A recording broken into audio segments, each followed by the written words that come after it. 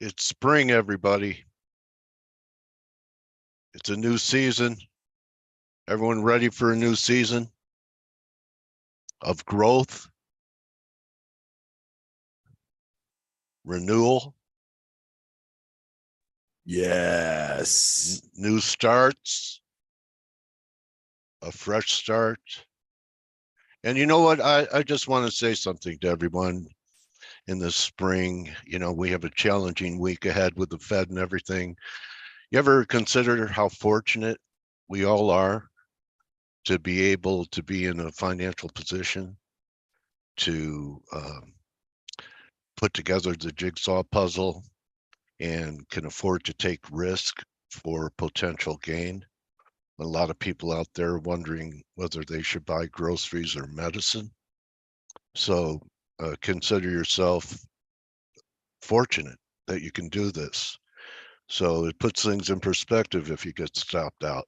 Okay, so let's go to work. I talked to a trader friend of mine this weekend, over the weekend, and he asked me this question about Aussie yen. So I imagine when I look at, when I look at this, that there's a lot of people talking about head and shoulders top right here. Okay, I mean, it's a pretty clean, classic formation, but this is why it's important to look under the surface.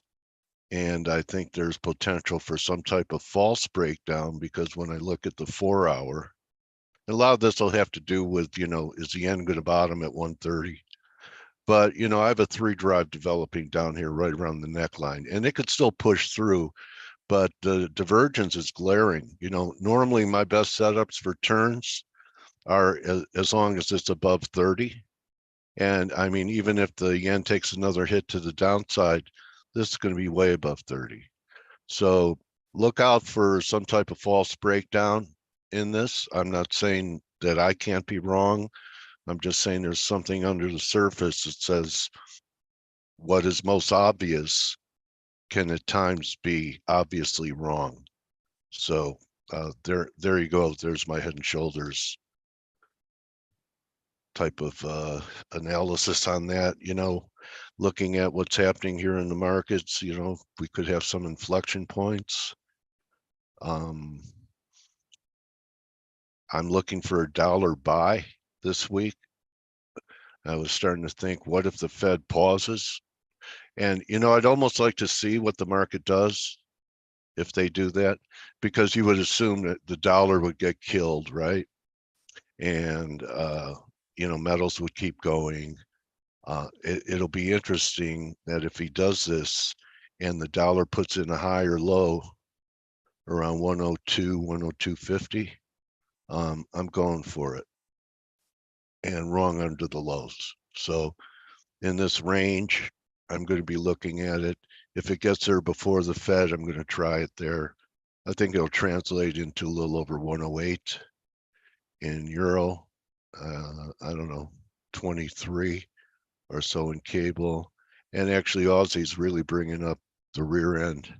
So maybe Aussie could get to, 68, 69.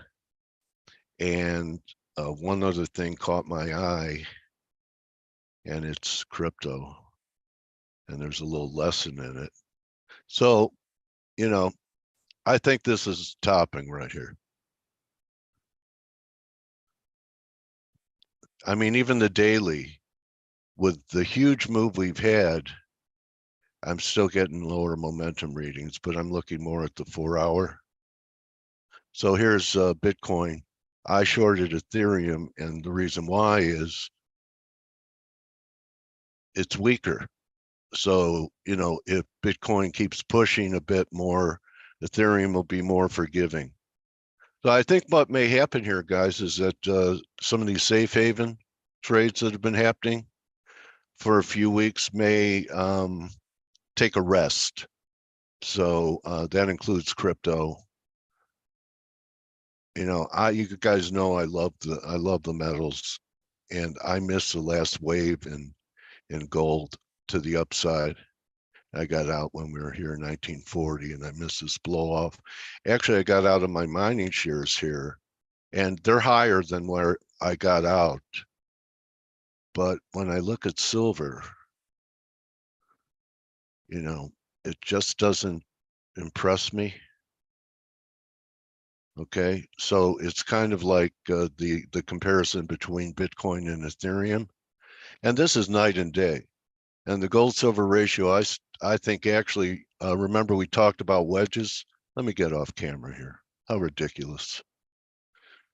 Oh God, I still have an ego. All right, so remember this falling wedge in gold silver ratio, and this is why started turning negative silver. I don't think it's done. What's the rule for wedges? How much can they retrace? That's the right answer, 100%. So, I think we could go to 96, and that's not positive for silver. We get under 84, and that's changing. I think that's it for safe havens. And you know what? Look at the gold. And I could be wrong, and it could keep going. But look at gold making a move like this, surpassing prior highs. And then look at GDX, which had a nice move, but maybe it's a retracement. What would happen if gold came off? So the miners, they're certainly not leading. Okay, they're following. So I mean, if gold's just going to go to 2,500, all of these will make new highs. But if there's a correction in gold led by silver, maybe gold, once it got through Blake's line that he gave us on Friday, it broke out over this trend line here at about 1940. Back under 1940 would be, your first sign that gold's top. So maybe we get an inflection point here on some of the safe haven trades for a while. And I think that's all I want to cover. These European currencies. Ryan, are you with us today? No. You should Came, be. Good morning. Hey, Stell, how are you? Hello. I'm here. I'm here. Oh, okay. There you go. All right. Oh, there you go. Hello. Hey, Stell. Nice to So see you look a lot better than me, man. It's Banana Look like, Man. the glaring, I don't know how to say it. Makeup. Makeup. Come in with that powder, What is he wearing? Huh? What am I wearing? Yeah. Look, it's nice, isn't it? Come on, yeah. nice colors. It's a Nike, isn't it? Nike? It's got the Nike symbol on it. Yeah. Anyway, Stell's an athlete. It surprised you all the things he could do. Ryan, First of all, what do we do? Let me say, I hope the markets give us a rest before we all get a cardiac arrest. It's been very busy, and I think it's going to be busy this week again. Yeah. So, it's for me at least very difficult situation to gauge because there's so many unknowns, so many things happening all at once. Credit Suisse getting bought out in what seems to be a bargain deal by UBS, and U.S. regional banks still not in the clear by any means. And all eyes are now, the chatter is looking at Deutsche and the French banks, and this has a little bit of a 2008 ring to it. I don't think we are going to see the same kind of market. But unfortunately, there's a lot of things that kind of reminisce that. So I'm always a little bit wary. I don't think that the problem of contagion is solved by anything that the central banks do at this moment. And the fear is always there. And we know that banking is a business of confidence. And if confidence goes, then anything can happen. Literally anything can happen. So I would be very, very careful. The market seems to like they're not collapsing, so they seem to like what happened over the weekend. But I'm always cautious. I'm not convinced yet. Well, here's another haven, right? I mean, yields collapse, but this formation, I look at this and I go, I wouldn't be short. I think that yields could bounce back to 370. And then is there another wave if we get risk off? Yeah. But I think in the meantime, I would not be, long notes right now. I'd be waiting for at least a pullback to buy the notes. I agree. And if you scroll to the left a little bit, you'll see that we are in a zone of interest. If you go back to late 2022, you'll see we've had a few lows down there. There you go. We've had a few lows. It's a very important zone here. And technically, if this breaks, this means that the Fed this week has probably paused or has been very, very dovish. And, if this level breaks, I think 10 years going somewhere in the region of 2.5 to 2.75%. But we are all waiting for the Fed. We're always waiting for something, right? But this week it's the Fed. We live in the future, man. Back to the future. So anyway, Ryan, that's funny. If the Fed does nothing, what do you think risk will do? You think they'll like it, or they'll go, shit, Powell is really worried? If the Fed doesn't hike, you mean? Yeah, if they pause. I would definitely, I think the banking sector is going to underperform for sure. What do I think overall indices will do? Probably rally, stay around these levels, go sideways. I don't see a big reason for them for the markets to go higher. There is a risk for them to go lower if things are not contained, but if the Fed don't hike, then that's definitely going to give support to risk assets. Do I think we're going to be flying higher? Probably not, but I think there will be support. Okay, maybe we will get to up here, clean the stops out over here. VIX came back quite a bit. Maybe there'll be another 22 test if we get further, the Fed doesn't do anything. I don't think this is the end of the VIX move, and we just had this, and we're just going to all of a sudden just settle down and enter a regime like this again for a while. So, I think that we've had a little paradigm shift in this, and I think we could, on a breakout over 30, it's going to measure into the 40s. So we'll see. Maybe we'll be in the eye of the hurricane, and the Fed does nothing, and all it does is set up a rally to sell. S&P's at 4,100, 42. Anyway, we'll see. I'd be interested in bringing Blake in because you did a short video on Aussie and copper and the implications of what it's saying to the market, Blake. You want to share that with the crowd? Hey. Good morning.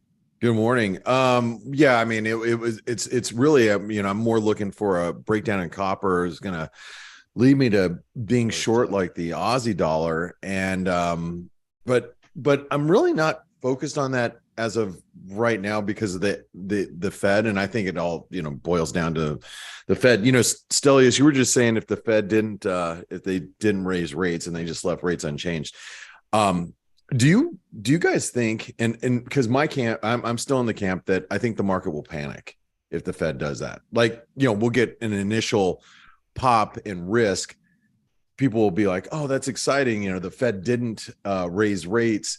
Woohoo. And then the market will then eventually just roll over pretty hard. I think the market would see that as more of a panic move. What are your thoughts on that? That's a good question. I agree. You agree? Hey, Steve. Good morning. Hey, Steve. Good morning. I agree. I think that panic though with what scenario in mind? What's the bad scenario? The banking crisis is probably worse than expected. I mean, that's worse than we're hearing about. If the Fed's got a pause, then there's something, they broke the system, and therefore they have to be worried, or the market has to be worried that the Fed did break the system. That would be my opinion. Sheila Bair, I saw Sheila Bair over a year ago, and she used to run the FDIC, I believe. Very smart, and she said a year ago when the tightening regime began that if they have to be careful about raising too much or too fast because of all the leverage in the system. And wow, and now she's railing against this rescue as a bailout on the depositors that are being guaranteed over 250. So it is it kind of pisses me off that the billionaires are getting bailed out for making a judgment. I mean, I've blown up accounts. Who bailed me out? It is a I chain know I'm not event. the only one feeling that way.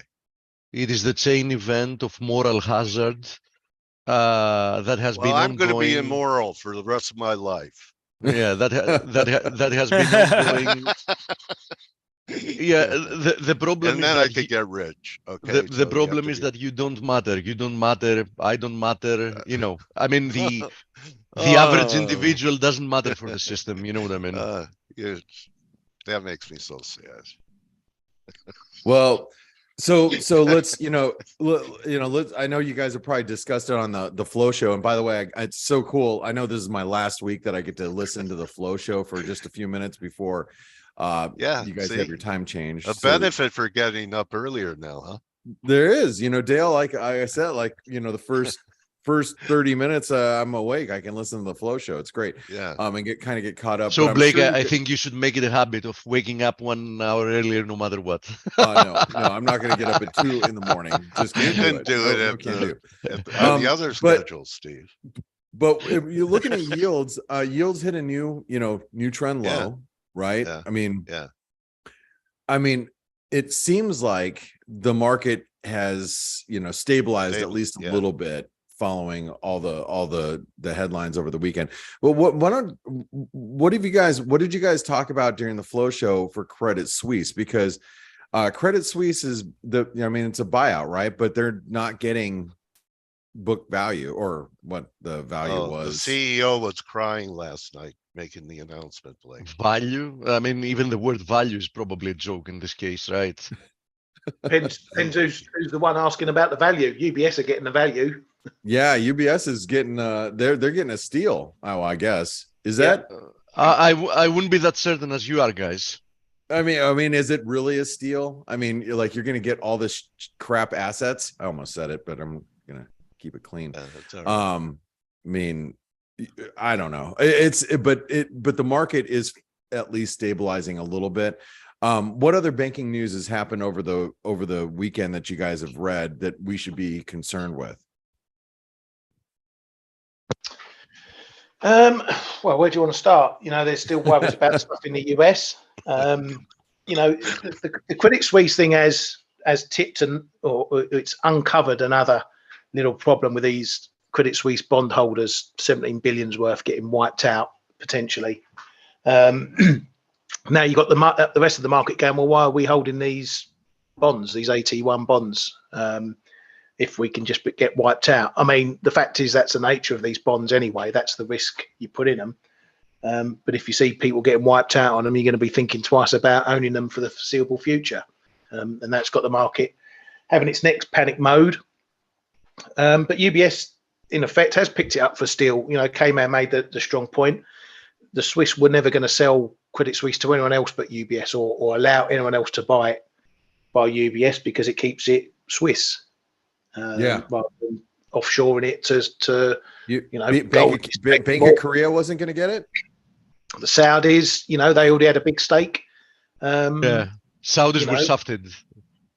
Yeah, but I still expect there to be some sort of deal struck with these bondholders and some sweetener down the line. Otherwise, they're just shooting themselves in the foot because it's a big source of bank funding. Yeah, these bonds. So you don't effectively shutter a market that's one of your big sources. Yeah. We may get to see one of Jim Rickards' theories tested out about, how, digitized the system is, and there really isn't. That's why the Fed's doing what it's doing. If former President Trump is arrested on Tuesday, what really happened to SVB was started on social media. And if Trump says to, go withdraw your money from the banks, that could be a problem. That Roger just asked that question. Roger Court, who I know from years ago. Okay, hi, Roger. But do you really think I'm just gonna say this? Everything's possible nowadays, Blake. Isn't it? It is, but I just don't think he's relevant. I just don't think he's relevant. I just Okay. don't. I hope now you're right. if DeSantis was getting arrested on Tuesday, I think it'd be a big deal. You know, I think people would, you know, I just don't think Trump is a big factor anymore, personally. But that's, your you know, lips. that's me just, you know, just and I'm Okay. trying not to be political. It's just I don't think Yeah. he's relevant even with the GOP anymore. So I don't Yeah. know. You know, Okay. and he has a base, but the base is dwindling and it's small now. So I don't know. How are But you so sure that maybe the I'm wrong. base Maybe is I'm wrong. the Yeah, base is small? I don't know. Yeah. I'm not sure either. The I base think is it's hope. small. When people say that, I think they're hoping it is that way. But Yeah, I just don't don't know. I don't know. Anyway, but I think it's going to be a big deal. I don't. I don't think right now. You know, if he was the, I don't know, if he was like in like the front runner for the Republican Party right now, or maybe he is. I don't know. He is. Is he? Yeah. Oh, well, all right. Well, anyway, we'll see. Yeah. I guess there's a reason to think that Tuesday might be a big deal if he is indicted, but just because he's indicted doesn't mean he's going to be put away either, right? I mean, No, he'll walk out there. yeah. By the way, I'm curious, how do these rumors even circulate? How does anybody? He put it out. He put it out. Yeah. Yeah, exactly. So Okay, that says a lot. Yeah, yeah. I mean, it puts him in the limelight, right? Yeah. Well, let's really quick. Let's look at precious metals. I mean, gold. I was talking to Jim Welsh on Friday. He has an Elliott wave count that points gold to all-time highs. I mean, look, gold broke out above that trend line. We're above the 100, where we tagged the 127% extension. You see what's happening in rates. It does, you know, to me seem like that gold could continue higher, at least above 2000 at this point. What do you guys think? I know silver's trying to even make a little bit of a move. You know, it seems like silver's got a little bit more work to do, but it looks like precious metals are trying to move. Is this all really just safe haven flows, right? So yeah, just like Bitcoin, right? Yeah. Anything outside the conventional banking system. Yeah, I mean, even Bitcoin's at a 38% retracement of, you know, this last big move lower. So yeah, when you see some of these assets like gold move higher, I mean, it looks like to me that gold's going to trade a new all-time high. What do you guys what are your thoughts here? I mean, this would be like the risk, right? I wouldn't chase it. Yeah, I mean, it looks like it's going to at least spike above 2000. I mean, it's kind of very similar, and I know this is it's opposite but similar. But you see the US dollar Mexican peso, and I know you guys were talking about on the flow show. I think Cayman, you mentioned, got a good trade-off. I have not gone into the trades room to check the trades room to kind of go over everything where everybody's been buying and selling. It's one of the did you get short there? Good for you. Okay. Good morning. Morning. 1919. Wow. I'm looking for a move up to the top of the channel, but that's a good entry. I took an hour and a half. I took my profit and I went like, thank you very much. Bye-bye. Oh, like quick in and out. Good for you. I went like 1.5% lower in about 2 hours or so. So I went like, yeah, all right, that's good enough. That's, you know, a lot of people ask me if I day trade, and I'm like, well, you know, if I have something that moves like that in an hour and a half, you could call me a day trader, right? Hey, on gold, your own picture there, Dale, I think it's interesting around 2000. I have it rather around 2002, but you have it around 2005, the 127. We tagged it exactly this morning.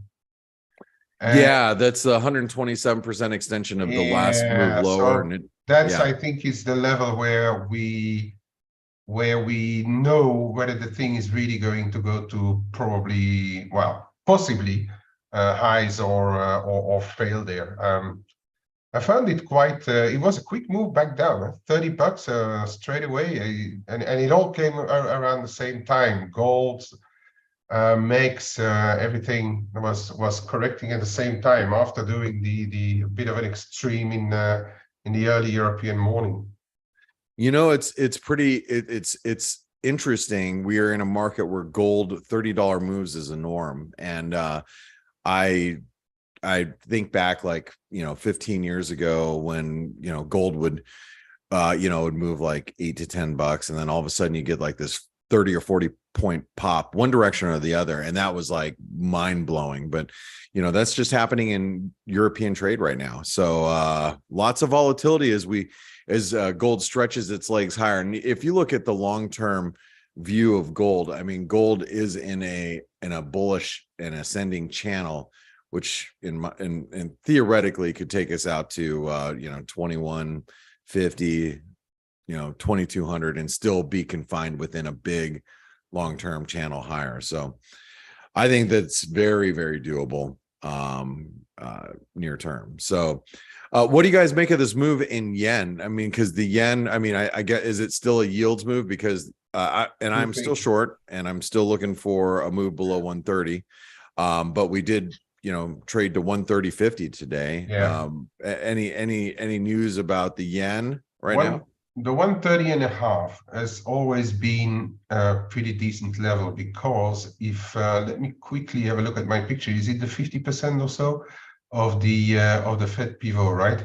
Yeah, that's it. From September 2021, started 108-ish or so. I know, started 102 in.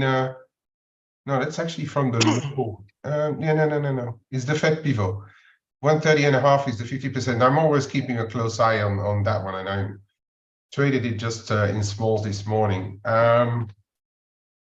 Yeah, there's two things in yen. So that's it's a question of shirts, clean or dirty shirts. And if you look at the yen, it's a clean one. Sterling seems to be a bit of a cleaner one as well right now. But on the yen, there's another thing. So we're back trading risk on yen. That's for one. So that correlation has kicked back very strongly, kicked back into play very strongly after when SVB started and accentuated on Credit Suisse. And then this was an interesting thing over the weekend, is that the BOJ has called or recalled Shimizu into play, and he's a guy who is going to oversee the YCC and the monetary policy, to see what are the advantages and disadvantages. So there seems to be this kind of move for the new crew who are going to try, that's what the market takes it like anyway, going to try to move out of that straitjacket, which is the YCC, and putting a guy specifically on the task is probably another hint at their changes. That's interesting, K-Man. Thanks for bringing that up. And if you look, and it's not just dollar yen. I mean, dollar yen's moving. Obviously, we've broken in new lows, but take a look at some of these other currencies. I mean, look at the euro yen. We hit a major trend line today.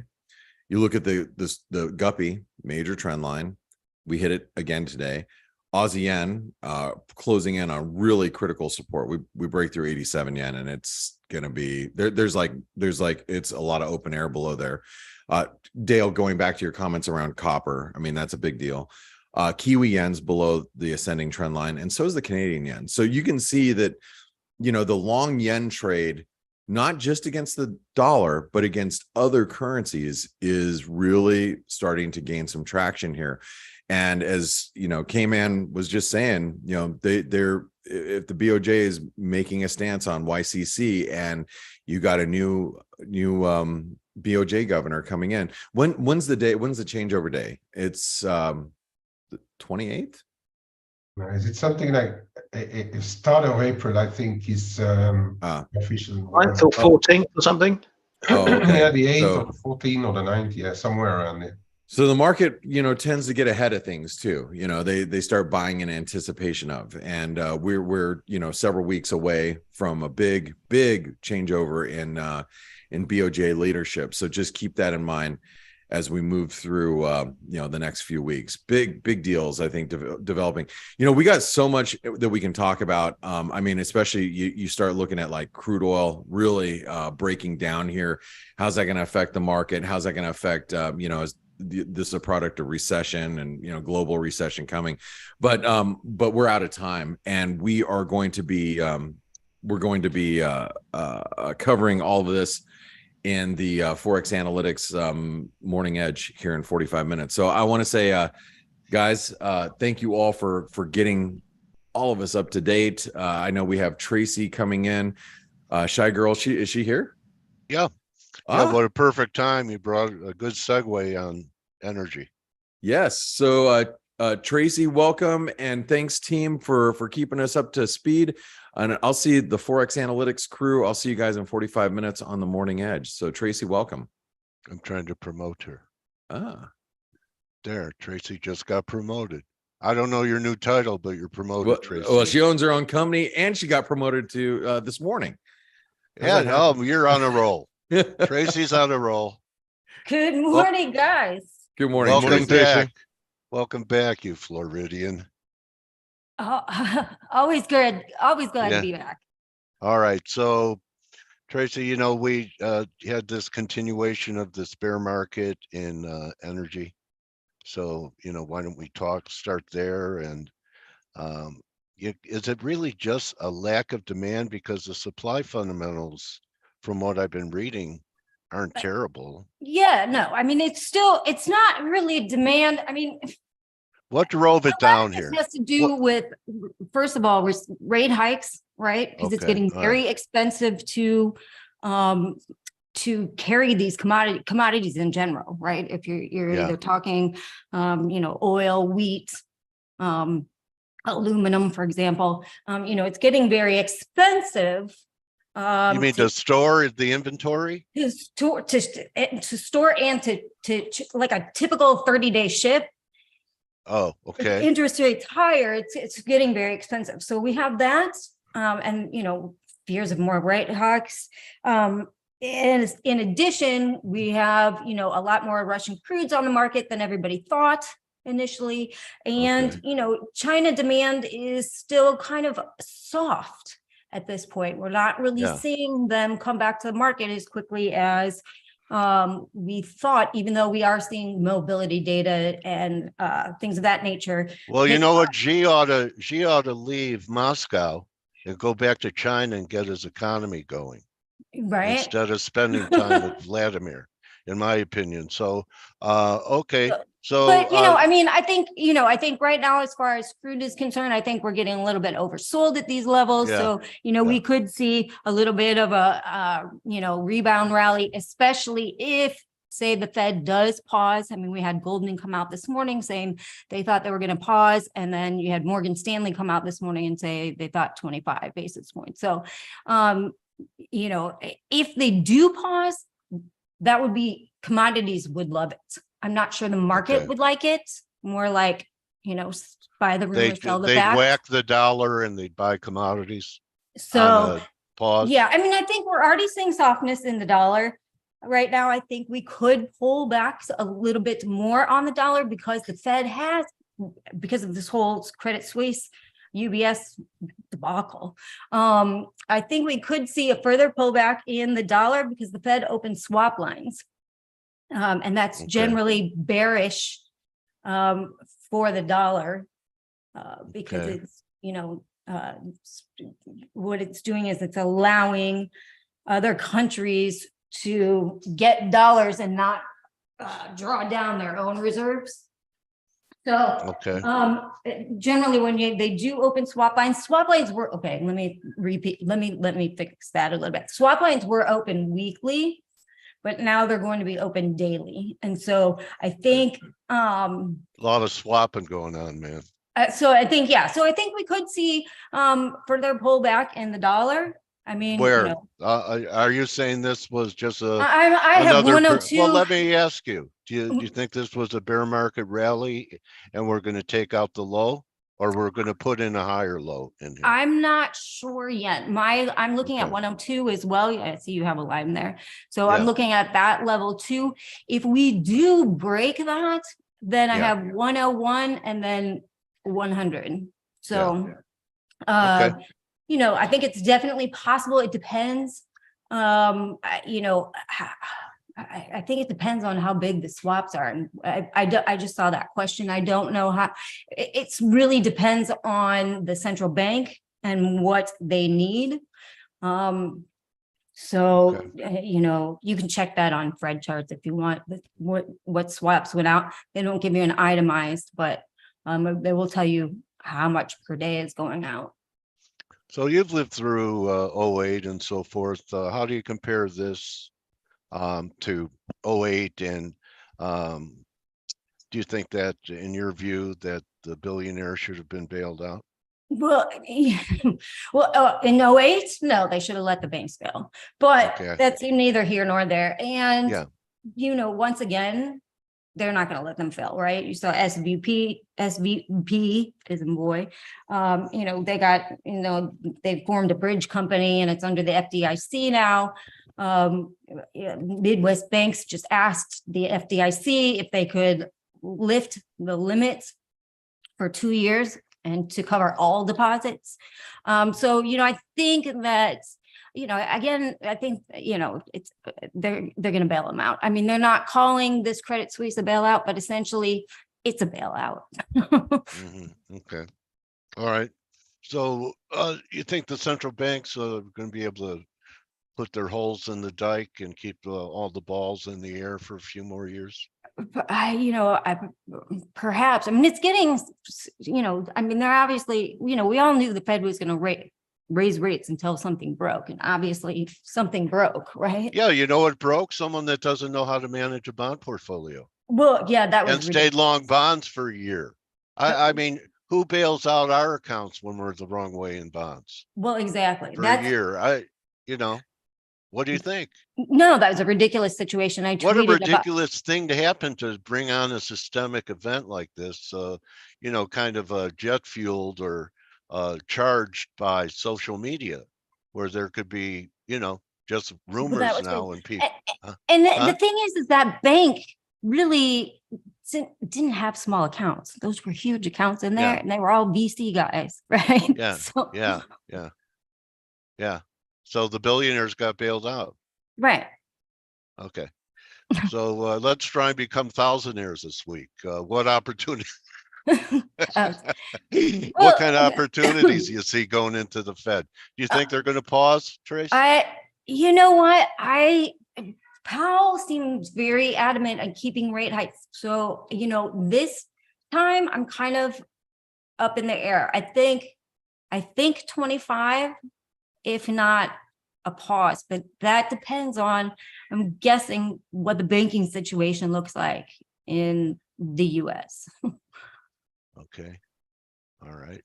And what do you think? But I think we can see a pullback in the dollar. I like gold. I think we could see a pause here. We're a little bit overbought in gold. We hit that 2000 level, like a huge psychological level. We are pulling back. So we may, you know, we may go down and retest that old high. You still on Goldfields?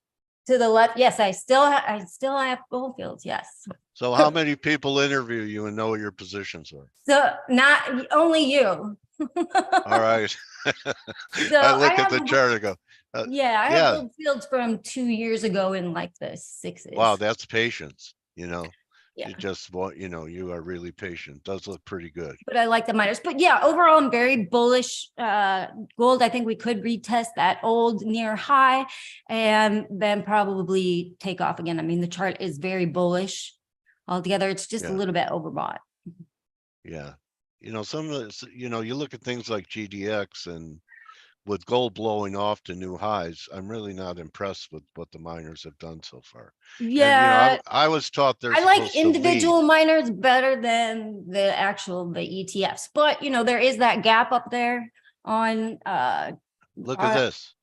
This is a gold, you know, and you know, or even like Newmont, which has been leading the way. Look how far away it is still from these highs, while gold has blown completely through it. Anyway, I mean, I guess it's okay to be with the weak sister and hope that the strength carries it. That can happen. I've seen that before. I also really like platinum. Okay, it's having a good day today, finally. And for different reasons. I think that as far as platinum is concerned, you know, it's more fundamentals than it actually being just a precious metal. Just a precious metal, if that makes sense. All right, the use for it. So for platinum, we're going to be in a deficit this year in 2023. So we're going to be basically, it's a 1.3 million ton deficit this year. Yeah. Because we have automobile demand up, hybrid demand up, mining supplies expected to continue to be restricted because of electricity shortages in South Africa, and then obviously sanctions related on operational challenges in Russia. So I think that, and then even longer term, there's something called PEM technology, which plays a significant role in energy transition. It's hydrogen related. And so I think that, you know, although demand for that particular product is relatively small in 2023, it should substantially grow. So I do like that platinum over the long term. And I definitely like it for trade. Do you trade platinum futures, or do you trade a miner in platinum? I like the futures, and okay. I do like IMPUY. Impy? Impala. Okay. Impala, it's a miner, but I South African? Yeah, but okay. I do like you know, but I do like trading the futures. All right. Because the market's kind of thinner, and so if you're reading the order book, it's easier to scalp see. It too. Yeah. Yeah. Okay. Boy, you are really covert. Anyway, anything you want to wrap it with, or something else you want to cover? We cover ground faster than any guest that I interview. View on copper, the industrial metals. So, okay, I love copper. If you change to a weekly chart, sure. If you look at copper, it's forming a bull flag. And surprisingly, I mean, copper hasn't, see that bull flag right up there? Right there. I do. So I think that, you know, this chart's, of all the commodities, this one's really hanging in pretty strong. And so I do think that, you know, I think copper's set to finally take off. So I do like copper. Okay. Tracy, the inflationista, came in here with some great ideas. Go ahead. So yeah, I mean, so those are kind of the things that I'm looking at. I think this year is really going to be, it's going to be, there's a couple ETFs. I just saw that question. There's a couple of ETFs. Trading the futures market is a little bit squirrely because it's very volatile. So I prefer either a miner, right? Or again with the miners, right? So I prefer either a miner or there's a couple of ETFs also. I think there's like 4 ETFs. 2 of them are pretty illiquid and 2 of them are okay. And for what? Platinum? Yes. Okay. And then there's copper. Okay. All right. Yeah, copper. I know that some of the shares. So, but that chart looks on a weekly basis. This chart looks very bullish, and I'm just surprised how much it's hung in there. Yeah, I was looking at some copper issue like COPEX, and it didn't look so good. The metal looks better than the miner. Yeah, again, I don't really like the ETFs as far as miners are concerned for anything across the board. Okay, so this is the ETF. I think individual miners are much better. Like Freeport? Yeah. Yeah, okay. Here's you know Freeport. What I mean? Let's see if it looks different. It looks the same. So, you know, we've had these situations, for example, where the physical market looks better than the shares. And now it looks like the Yeah, shares but look there's better. some copper ETFs too that are just not miners, just Yeah. copper, that are actually coppers that I think there's an ETN that actually is based on the futures market. Okay. So where do people follow you now, Tracy? Same place? I mean, at Shy Girl on Twitter, but where else is there So something Shy I Girl could on share? so Let's see if I go here. so yes, my Hill company, Tower? the website's not up yet. Oh, okay. We're still working on the website, but Okay. that should be up and running. Look, it's coming very soon. Coming soon. Yes. All right. So that will that's at least I'm almost there, right? Okay. Hill So Tower. that will be up, and then also I write a weekly Sunday blog for Place Your Trades. And Okay. that's free. You can go sign up. That's, you know, Anthony Crudelli's thing. Oh, okay, sure. I know. So Anthony. that if you, you know, if you want to, and then I also write for Markets Insider Pro, which is a subscription based thing. Okay. And Well, that's with Stephen Van Meter and Jeff Schneider. oh, okay. Stephen Van Meter been talking about a bull market in bonds for about a decade. Right. Right? I write about different stuff though. I write only Uh, energy and Is material. it, yeah, all right. Anyway, I just maybe there'll be a rally in the bond market if everything collapses. But with the inflationista scenario narrative that you have, Trace, Yeah, I mean, I think can't that, see I can't you see know, a bull market in bonds with that happening. Can you? I mean, I don't know if it's, I mean, I think we're going to be stagflation. I think that commodities are going to perform very well, no matter what the Fed does, because we're going to have deficits in all these renewable metals, and they're, you know, supply deficits, and you can't, the Fed can fix demand side or try to fix demand side, but you can't fix supply side. So yeah. And talking about the demand side, you know, a lot of people, and we'll wrap it with this. Let's talk risk. Okay. I mean, VIX is in a new regime as far as I'm concerned. yeah, I mean, I don't think think that's it either at 31. But I probably, wanted to ask you about S&Ps because yeah, now so S&P, but first of all, it's kind of amazing that this whole bank collapse thing has happened and we're still trading at 3,900, right? Yeah, So good that's point. pretty impressive. Okay. I mean, I would have expected us to collapse by now, right? At least down to 3,600 or something. So given that, you know, I mean, it's pretty strong for everything that's happened so far. That said, you know, I don't think this is necessarily done to the downside. Under 3,800, it'll be at 36 in a heartbeat. Yeah. So you know what I want to ask is, everyone's saying the same thing now, Tracy.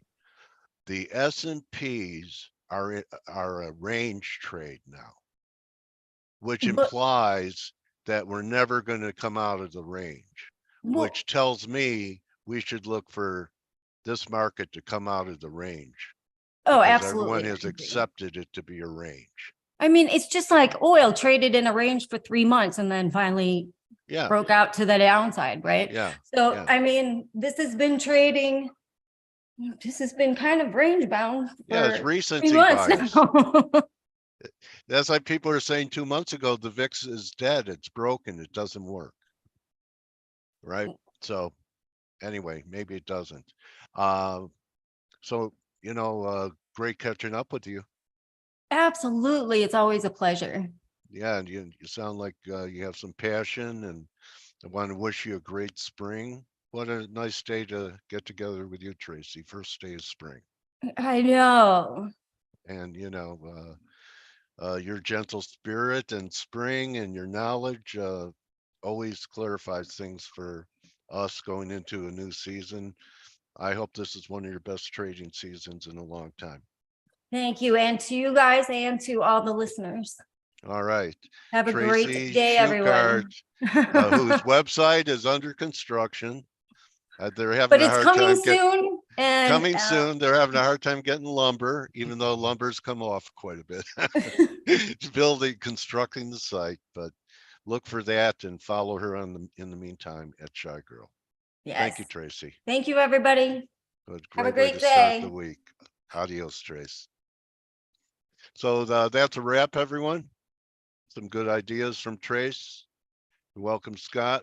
And we'll see everyone tomorrow for Turnaround Tuesday. Don't just count your pips, count your blessings. Remember how fortunate we are to be able to assume risk, to be in this game when many people don't know if they should buy medicine or food today. Keep that in mind. Adios.